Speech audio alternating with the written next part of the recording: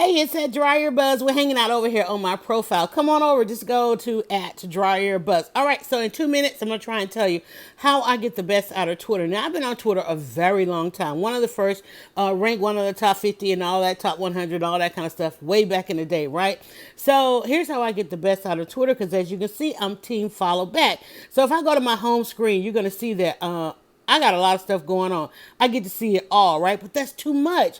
So one of the ways that I get the best out of Twitter is I create and subscribe to lists. Now I have some lists that I've created. I've got some lists that I've been added to, and I got some lists that I've subscribed to.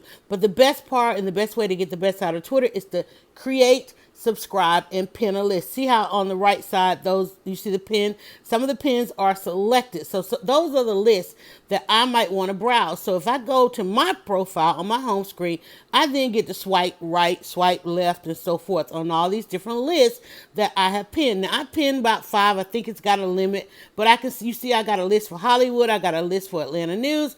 I got a list for newsmakers, and these are the people that actually make the news. They're not just newsmakers. They actually make the news. They do the original stories that everybody else is talking about. So I can either go, I can go check out the trending like everybody else, but Twitter ain't true.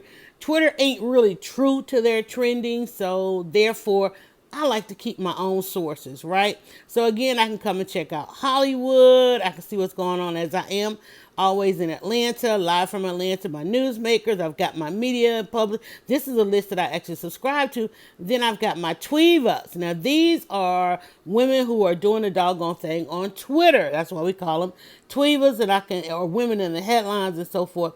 So I can do that. But as you can see, I can also just simply swipe left and swipe right and get all the buzz that I need. But you know what?